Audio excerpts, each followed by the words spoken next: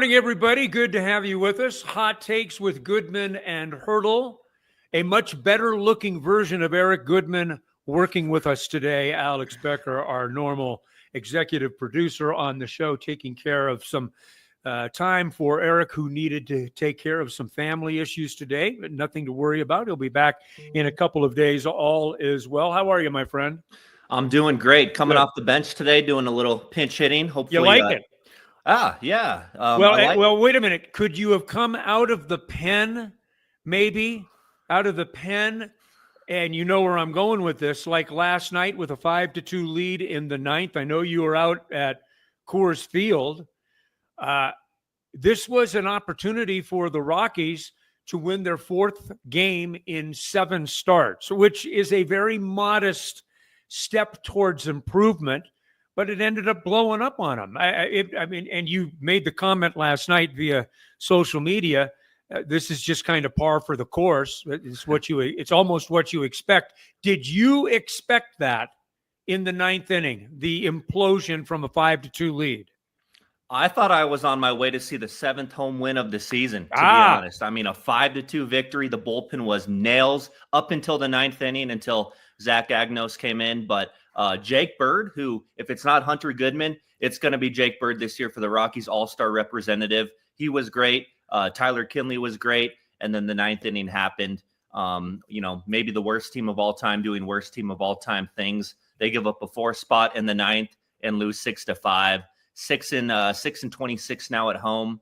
Par for the course, like you just said. It's par for the course. But if you squint a little, Alex, if you squint and you're willing to see the vision, can you see anything out of the Rockies at all that gives you some degree of hope? Not for necessarily this year, but I mean, Palmquist was pretty good last night. He walked 3 guys in his 4 1/3 or whatever it was that he pitched, but he has been a decent starter. Chase Dollander, another young arm, has been a decent starter, better than decent sometimes. Hunter Goodman is having a legitimate, not just because the Rockies got to have someone as an all-star, a legitimate all-star type of season. He's sitting right around 280. He's got some power. He's getting on base. He's been a good backstop for the Rockies. You add him with some other young pieces, Beck, Tovar, who's obviously been injured, and then Brenton Doyle, who at least had a couple of knocks last night, but has not been off to a very good start, still hitting below 210, 208. I sound like I'm begging here. Can you see any forest through the trees with the Rockies at all? Maybe a little bit. There's a little bit of promise with those young players, Dollander and Palmquist in the rotation. Definitely the cornerstones on defense with Tovar and Doyle and shortstop and center field. I know Doyle's had, you said, a rough year. He's battled some family issues. Maybe he was away from the team for a couple of weeks. But yeah, I'm not worried about Brenton Doyle. Maybe the guy I am more worried about, who I've kind of had it with, is Ryan McMahon. I mean, this guy continues to hit 3rd and 4th in the lineup every single day. I'm just wondering, if he was on the Dodgers, would he be an everyday player? Would he start every single day? I don't think so. But he's you can set your watch to it. He's hitting 3rd, 4th, or 5th in the lineup every single day. I know you and Eric have talked about how much he strikes out. Yes. Guys like that, it's kind of that ran its course for me. I'm kind of done with that. Ryan McMahon is one of those incredibly likable guys who you want so desperately to be better than he is. And you're right, on a team where not so much was needed from him, he would probably be a nice piece. So I'm going to twist it a little bit for you. Like if he was a Dodger and all of a sudden not being asked to be in high leverage minutes or at bats basically every time he's up because the Rockies have nothing around him at all. Maybe he's a good hitter in the big leagues, but playing on a team where you just don't have much around you, I think he presses. Even as a mature hitter, I still think he presses because he makes bad swings at pitches that he probably shouldn't be swinging at, and he strikes out far too much. But they turn a 5-2 chance for a win into a 6-5 loss, and it's just more of the same. But let's not get into that. All right, let's get to this. Everyone has their favorite sports bar. I want to tell you a little bit about Sportsbook Bar and Grill in the Highlands Ranch. It will be your new favorite spot, both locations. Everything that a sports bar really needs to be. Upscale menu, 12 different burgers, including outstanding wings, Philly cheesesteak, egg rolls. Now, I don't eat meat.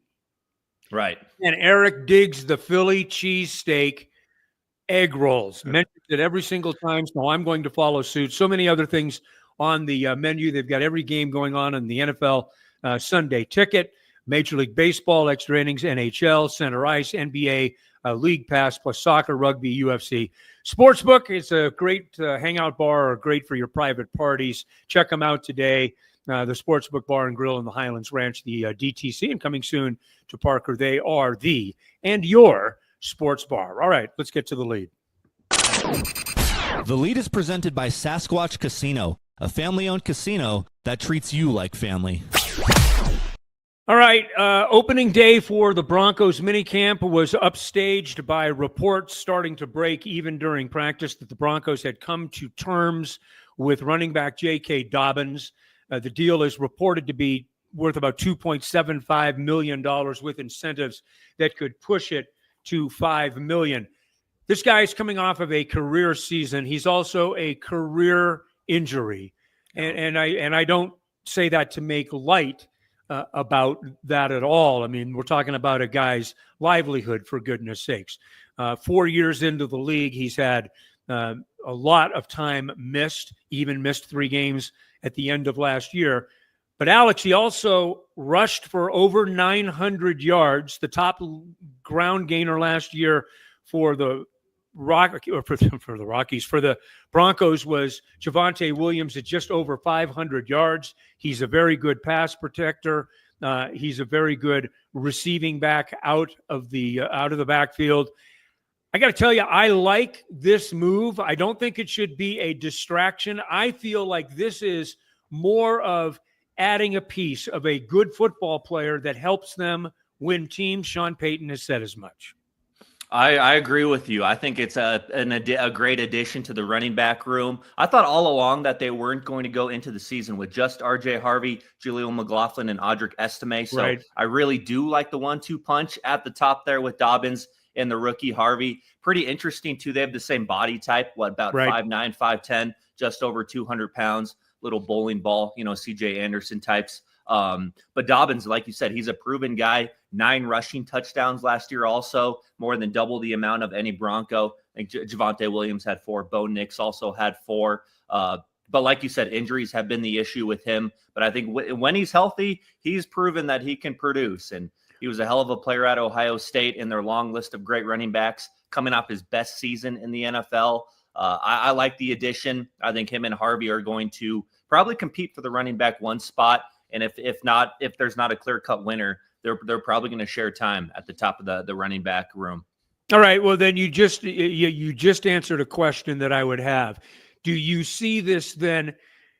I don't think that Sean Payton is predisposed, unless he had one, for a bell cow approach to the running back room. One guy is going to do it all. You're going to need at least 2. He has talked in the past, specifically last year, pretty much throughout the year, when he did use a 3-man rotation in the running back room, how much he didn't want to use a 3-man rotation. Right. So with that, we have a situation where I think it's clear you can see that you could have a 2-man rotation. My question to you would be, you can have a 2-man rotation, but if you have 2 guys that are very similar in that rotation, are you getting as much of a changeup as you'd like to in that rotation if they're 2 very similar backs in not only body type, but style of play? I wonder about that a little bit. Like how are you going to get there if you're going to have a two-man rotation? You can do that if you're really good with one style and two backs providing it.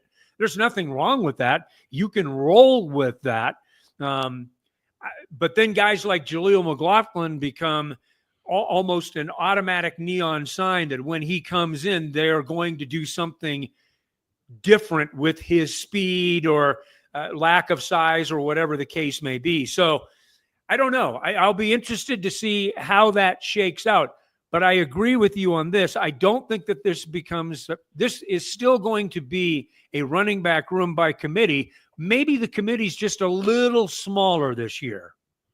Yeah, that's a good way to put it. I agree with you with the similar skill sets. I think they're both going to catch plenty of passes out of the backfield as well. You keep talking about how much they're feeding the ball to RJ Harvey early on, right? Last week at OTAs. But yeah, I think we'll see how Harvey looks. I think they more or less know what they're getting out of Dobbins, the type of player that he is. So I think it depends if Harvey, hits the ground running or if there are some noticeable growing pains in there with RJ Harvey. But I think Dobbins is pretty much a lock to get the lion's share of the carries to start the season, and then we'll work RJ Harvey in there as well. And then and by no means does this mean Jaleel McLaughlin and Audric Estime won't be involved quite a bit. I think they're going to get plenty of chances this year, especially Estime going into year 2. Yeah, and Sean said as much yesterday. Stop counting the reps, right, yeah. with Audric Estime. Stop worrying about who he's with, and he's been with Sam Ehlinger. That's the third level. That's the third level of teams. But remember, we're not doing anything physically right now. We're not popping the pads and things like that. We're just getting reps, installs, things of that nature. Yesterday was a red zone day. Audric Estime will get his chances because the running game is the most important. Sean Payton always talks about the one of the biggest assets that a quarterback can have is a really good running game and a really good defense. His actions don't always follow that because Sean likes to throw the football, and which is great. And I think that they throw the football extremely well. But in the red zone, he's very adamant about the need to be able to run the ball from the 20, especially from the 20 to the 10. And if you can do it inside the 10-yard line, then more power to you, especially in a power game right at the goal line, which you should be able to do with this offensive line. But will there be more of an emphasis on the running game this year? You've got Harvey, Dobbins now. You've got Bo Nix, who made a lot of plays with his arm last year, who got an awful lot of throws in last year. He was one of the most active quarterbacks in the NFL in the passing game. It would make sense to me for not necessarily more balance, but something that approaches a little bit more balance, because I think it's going to make Bo Nix and the passing game that much better if you can really run the football anywhere on the field, but particularly in the red zone. Yeah, no doubt. I'd like to think so, that they're going to run the football more this year, and especially when they get into the red area. But we'll see.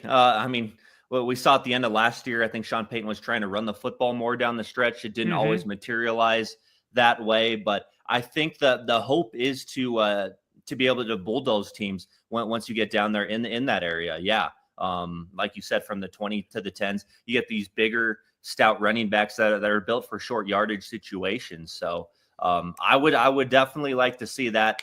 4 rushing touchdowns as the lead last year. You'd like to see that number go up maybe to 8 or 9 this year. And I'm the one thing I will say about the question that was asked about Audric Estime yesterday, and we've all noticed it. I mean, all of us that are there as much as we can possibly be there, you notice where certain guys are and the reps that they're getting or they're not getting, and who they're working with. Are they getting first team snaps? Now, what are first team snaps worth right now? And Probably not as much as they are going to be in the end of July at training camp or the beginning of August when they're playing exhibition games. I mean, then the pecking order is starting to be really established, and everything that you see with your own eyes speaks for itself. But what is the role of an Audric Estime? What do we think that Audric Estime looks like this year? Sean has been, even yesterday, he pushed back on the whole Audric Estime thing when asked about it, and has said, as recently as 2 weeks ago, Audric Estime is going to get his reps. So what does that mean? And how is he going to be used, do you think? Oh, boy. I'm thinking maybe hopefully within the range of 10 to 15 carries a game. We saw multiple times last year where we thought he was going to get some work, and then it's 3-4 carries per game. Hopefully that they can get him more touches and get him into a rhythm. He can do some damage. I think with the Kansas City game they played in Kansas City, he was the lead back. He looked great that day, showed what he's capable of. And then going into year two, he's going to get every opportunity to show what he can do on the field. And 10 to 15 carries, I don't think that's too much, especially with the other three capable running backs they have. But I 10 to 15 would be interesting for me, because that would indicate a commitment to the running game that heretofore I don't think has existed for Sean Payton. Because if you think that Harvey and Dobbins, or Dobbins and Harvey, you're going to be your lead dogs, 10 to 15 for your third guy that's a lot of snaps. So I'll be interested to see. I'm not saying it's out of the realm, because I do think that he can be an effective running back. I wonder where the trust level is. And we don't see if the ball has been on the ground. We don't see, because we haven't seen every workout. This week. We're going to see all three of the workouts this week, so we'll be able to see. At the end of the day, what does the final number for the leading rusher on this team look like, and who will it be? Certainly not over 20, in my opinion. Maybe I think in the 16 to 18 range. Yep. And I do think it'll be JK Dobbins. I think him and Harvey are both, I could see them catching 4 to 5 passes every single game in this offense. But I would think maybe 16 to 18. And I would lean towards JK Dobbins. He's got to be the leader in the clubhouse right now until proven otherwise, and unless there's an injury issue. But it's going to be, like we've just talked about, running back by committee, everyone getting some work in and maybe riding the hot hand from there. Yeah, I think that's probably a fair expectation. It still leaves me, and Jaleel McLaughlin is who Jaleel McLaughlin is. So I think that we probably understand his kind of role in this. He's a wheel route running dude that you look to get in space where his speed becomes. They've got some guys that can run now. I'll be anxious to see what Dobbins looks like on the speed meter. RJ Harvey can run. He's got really good, surprising speed for a guy with his size. He is low to the ground, and he's a strong, wide running back. Really powerful legs, but he has got some pop. And McLaughlin is the kind of guy that now 3 years into him, that I think that you think, well, how does he fit this year? And you think that he's going to be the guy at some point that probably goes away. But then you see him, as we have here over the last couple of weeks, pop a huge wheel route the other day that would have been a touchdown by any measure in any game, based on the coverage that they were facing. And a guy that can still do things for you. I mean, he's kind of like the back you can't kill, because he in a way finds ways to be utilized by Sean Payton in this offense. Now all of a sudden I'm 4 deep, Alex. Yeah. Yeah, he's that itch that just won't go away, right? Yeah, that's a good way to put it. I mean, by all the reports that I've read, the tweets I've seen on social media, he's had a very impressive offseason. Talking about Jaleel, I guess he looked really good yesterday at OTAs. He did. But I think he is a guy that Sean Payton trusts. No matter what, he's definitely in that circle of trust. And adding JK Dobbins into the rotation doesn't affect the standing of Jaleel McLaughlin. So, that's a good way to put it. He's just that guy that bug that won't get off of you. All right, here's some other thoughts as we finish up this first segment on the first day of mandatory minicamp. Everyone was there except for Devon Vele. John Franklin Myers was there, missed, of course, OTAs, 2 weeks of OTAs. He was there yesterday getting first team reps.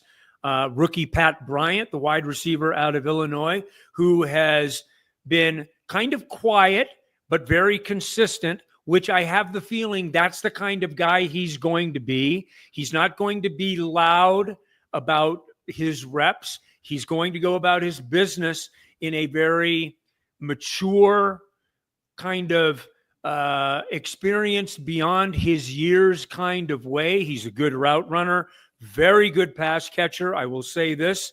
I've seen 1, 2, 3. This will be practice number 4 today, 5 tomorrow. Have not seen him drop a ball in any individual session. Have not seen him drop a ball that was designed for him on the route in any of the team sessions as well. The guy just catches the football and somehow finds ways with average to subpar speed. He's about a 4.6 guy to find separation. He somehow does it, and he does a really good job. So he was a guy that was fun to watch yesterday. Crisp route running guy.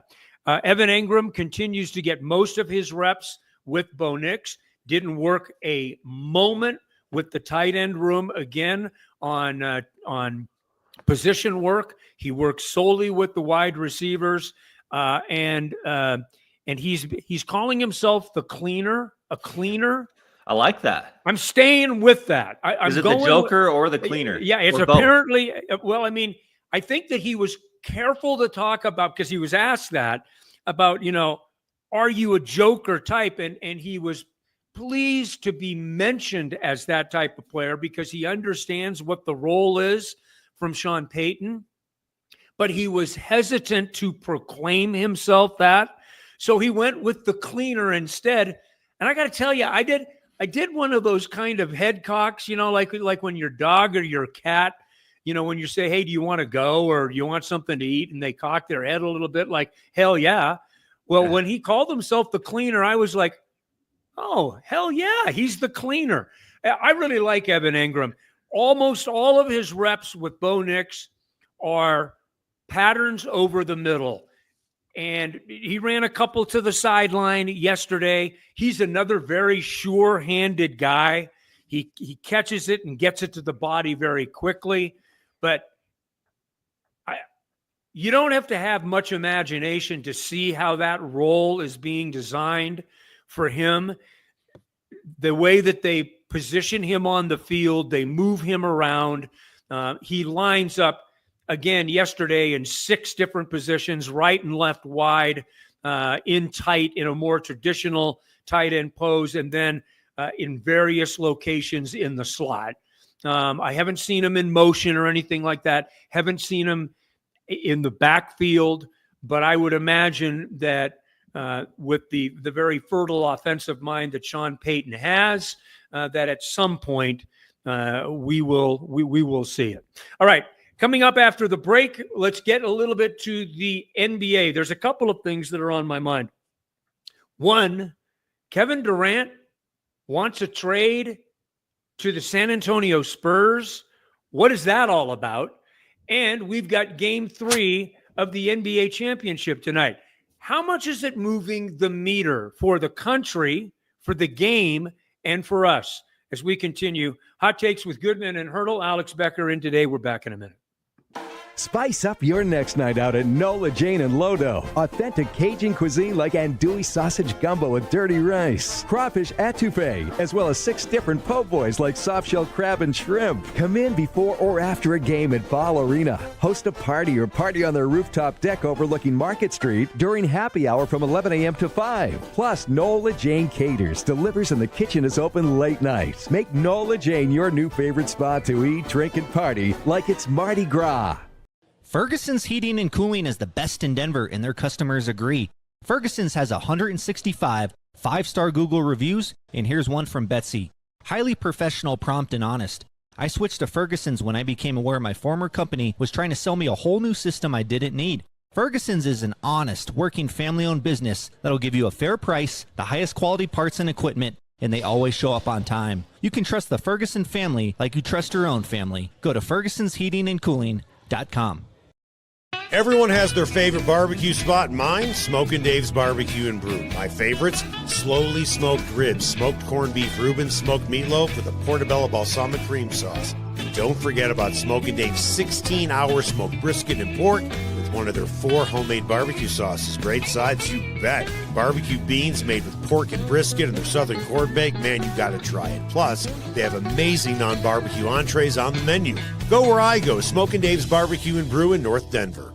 Sasquatch and Wildcard Casinos in Blackhawk have another incredible promotion. They'll be giving away a pair of Spider Cruisers or over $15,000 in cash the weekend of July 18th, just in time for the Sturgis Bike Rally in South Dakota. That's right, your choice, cruisers or $15,000 in cash. Get finalist entries every 45 minutes from 10 a.m. to midnight during their daily cash drawing with a locked-up jackpot of $100 or more. Sasquatch and Wildcard Casinos, loose slots, great promotions, great food, and a family-owned casino that treats you like family. Everyone has their favorite sports bar. Mine, the Sportsbook Bar and Grill in Highlands Ranch in the DTC. Both locations are everything a sports bar should be. An upscale menu with 12 different burgers, outstanding wings, and my favorite, the Philly cheesesteak egg rolls. They've got every game on the NFL Sunday Ticket, MLB Extra Innings, NHL Center Ice, NBA League Pass, plus soccer, rugby, and UFC. Sportsbook is a hangout bar or great for private parties. The Sportsbook Bar and Grill in Highlands Ranch, the DTC, and coming soon to Parker. They are the sports bar. All right, welcome back. And boy, I'll tell you what, they'll be hopping at the Sportsbook Bar and Grill tonight. NBA Game 3 as we continue Hot Takes. Goodman and Haertl. Alex Becker in for Eric, who will be back on Friday. All right, Game 3 of the NBA Finals tonight. The NBA does an interesting job with spacing games. And by interesting, I'm saying I probably don't like it as much from a standpoint of trying to get in rhythm as a fan. Yeah. I do appreciate the breaks that they get in the early series and then the finals for the players. I do appreciate that, but it's weird. In the middle series, they're playing basically every other night. I mean, they're just playing basketball in the second and the third round. Now they get to the final round and you get a little break. So, you kind of got to check your local listings to see when the next game is. I mean, remember, they played on Sunday. Now here it is, Wednesday for Game 3. 1-1 split going back to Indiana. You and I are probably not good examples for this because, frankly, I'm waiting for this game with bated breath tonight. My wife is a huge NBA fan, Nuggets fan by association. She likes following the NBA, and she will be telling me to make the popcorn tonight for Game 3, and I will be absolutely taking care of it. Cats will like it too. But how do you think that this thing is playing out nationally right now? I mean, are people talking about the NBA championship? I think they are, but I'm not sure. Yeah, I saw the numbers on the NBA Finals ratings. That was at a 29% drop in TV ratings this year. But I think for real hoop heads, for real basketball fans, they're loving this matchup. I mean, if it's probably the two best teams in the NBA, of course, that's why they're playing in this round. But I like it. There's a lot of excitement with both teams. The run that Tyrese Halliburton and the Pacers are on, it's hard not to kind of take their side a little bit. And then this upstart, youngest team in the NBA, Oklahoma City, who looks to be a problem for years and years. They're fun to watch as well from a neutral standpoint. I'm enjoying this matchup. I like it a lot. And so far through 2 games, it reminds me a lot of the Nuggets Thunder series that we just saw 2 rounds ago, right? The road team steals game 1. The Thunder come back with a vengeance and blitz the other team in game 2. And now it's going back to game 3. The Nuggets were able to get game 3 back at home. So I think there's a good chance Indiana comes through tonight. You bring up the salient point of ratings down 29%. And the easy answer is there's no headliner. Now, you've got the MVP in this. You have maybe the most clutch player in the playoffs this year in Halliburton for Indiana. There's a lot of reasons to like this matchup outside of the name Oklahoma City or Indiana on the jerseys. Is it just simply enough that the general sports fan nationwide just doesn't care about a team from Oklahoma City and a team from Indiana, even though there are superstar and star quality? I'm not ready for Tyrese Halliburton to be a superstar yet. He's had superstar-like moments, and I give him his flowers. By the way, how did he get away from the Sacramento Kings? The Sabonis trade, right? Right. It was the Sabonis trade, which on the surface makes pretty good sense. But my God, I mean, anyway, but that's a question for another day. But is it just that simple? We don't have a Celtics. We don't have a Lakers. There are those frontline teams that regardless if you put them in there with LeBron and the same familiar list of dependables that people are going to watch regardless. Yeah, to me, those are more casual. They are not real NBA fans. If it's not the Lakers and LeBron, I'm not tuning in to watch these Midwestern teams out of small markets. No. I think these teams are plenty of fun to watch, and just the runs that they've been on the entire playoffs have been awesome as well. So just because it's not the Knicks that didn't make it, or the Lakers or the Warriors, doesn't take away any of the luster. I know there's a lot of fans that do feel that way, but if you're a real basketball fan and like watching good hoops, you're watching this series. Absolutely. Has SGA been able to raise his profile with this run in the playoffs, or was he already at that level? On the surface, you would look at it and say, well, he was already at that level. He's the MVP, which the voting was done all in the regular season. So there was a recognition then that this was the most valuable player, define it any way you wish, in the NBA this year. But is SGA now can he in a series like this become essentially the face of the NBA? Oh, Bruce, that's a great question. I haven't even thought about that way. If he's raised his profile through these playoffs, everyone knows what great regular season he had, but I wouldn't say he's done it in the way that Jokic did it 2 years ago, right? When he just stormed through the playoffs. He had done is the first guy to do this since Michael Jordan, or was the first guy overall. I don't think SGA is on that type of playoff run, but I also don't think he's hurt his profile as well. He had a great game too, couple nights ago. And I don't think one way or the other he's really raised his stock or dropped his stock. It's kind of just stayed where it is. And he's on a nice run, but not otherworldly by any means. How important is it for Indiana to win tonight at home, game 3, take a 2-1 win, take a 2-1 lead in this series, take home court advantage with a win tonight in this series?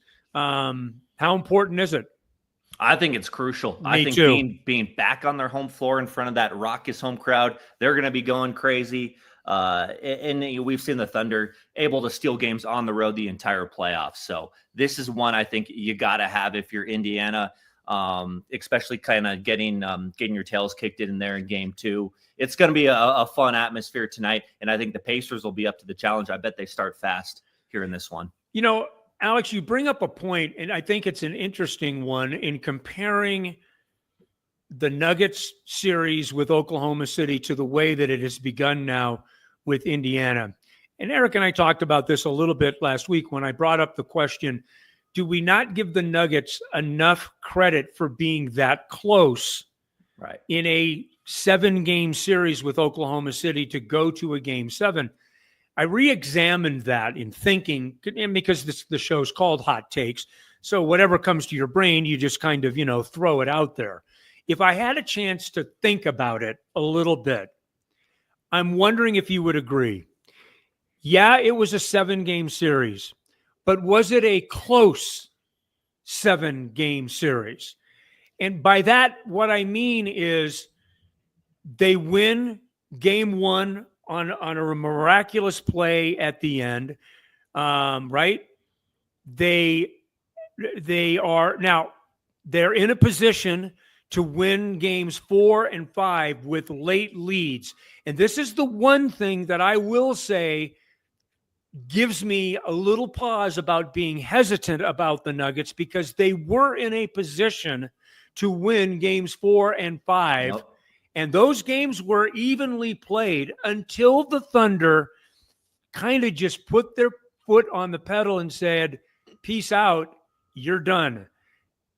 Are the Thunder good enough against the Nuggets that even with a little lag time and getting down early, as they did against Indiana in very similar way, that they're just clearly that much of a better team that we're kind of hoping for Indiana to win a game tonight to continue to make this series interesting? Because if they don't win tonight, then I'm looking at 5 games, and I really mean that. I think they absolutely have to win tonight to keep this thing interesting. I certainly feel that way. This is one you got to have. If the Thunder take a 2-1 lead, that things are looking their way. And if Indiana can't get this one, where it's like Oklahoma City had to get Game 2 on Sunday night, and they did, Indiana kind of has to get Game 3 tonight in order to keep the series in their favor.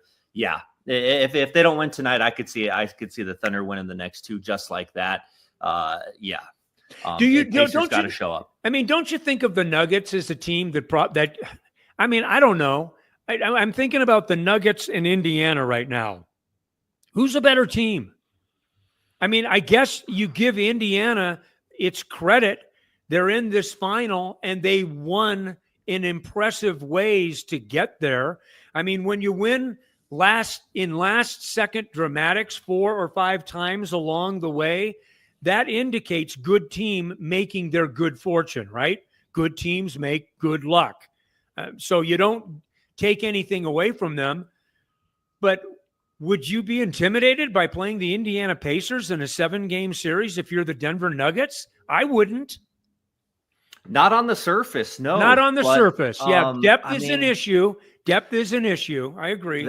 They made quick work of the Milwaukee Bucks in the first round. Yes, they did. And I mean, that right then I was like, man, this is a really good basketball team. And then to take care of Cleveland, who won 60+ games this season in the second round, it was like, okay, they have something here. And they were obviously a tough matchup for the Knicks. They're really built to take care of that Knicks team. And like you said, the depth is a big factor in the NBA Finals. I mean, these guys run 9 or 10 deep, and they're all really big contributors off the bench too. Ben Mather and Obi Toppin, I think those 2 guys will be big tonight for Indiana, the role players, especially at home. And it's kind of a blueprint for the Nuggets this offseason. Agreed. All right, real quickly before we leave, I did notice the conversation about the possibility or the desire, apparently, of Kevin Durant wanting to go to San Antonio. What do you make out of this? Is this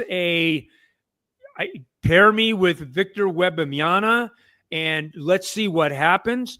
It's particularly intriguing for Kevin Durant, who I think has the reputation, and I think it's somewhat unfair that he hunts NBA championships by simply going to Golden State. Who the hell wouldn't have gone to Golden State when they were in the middle of that run? I mean, are you kidding me? So I don't hold that against him. But San Antonio, when they are still very much developing, I found it interesting. I did a double take when I saw that. I wouldn't have thought Kevin Durant would be interested in going A, to San Antonio, but B, to be with a team that is still clearly very much in the developmental stage in the West. I don't know. I like you said, San Antonio would not be on my wish list. Also, I thought Houston. I thought the Knicks might be two logical spots for Kevin Durant. But I don't know what this guy wants. I don't even know if he knows what he wants. I remember when he went to Golden State, won those championships, got the NBA Finals MVPs, stuff that had been missing from his resume. You thought that would satisfy him, that would make him happy. Instead, he's not really happy there. He has a headbutting with Draymond Green, and then he goes to Brooklyn. So I don't know if he even knows what he wants. He's just kicking it around right now. I don't know if I think he put it on his Instagram story yesterday. Yes. Him and Wembanyama and De'Aaron Fox in the picture as well. That would be quite the interesting pairing. I honestly don't know what this guy. I don't either. I do know this, Alex. He can still play. Even at an advanced age, the dude can still play. And he can break down defenses with really still is somewhat indefensible. I mean, just with his size. God, he can get his shot off. But anyway, we'll leave you with that. All right. Tomorrow we'll do it again, right? Let's have some fun. Alex, nice job. Eric will be back on Friday. For Alex Becker, I'm Bruce Haertl. This has been Hot Takes with Goodman and Haertl. We will see you tomorrow.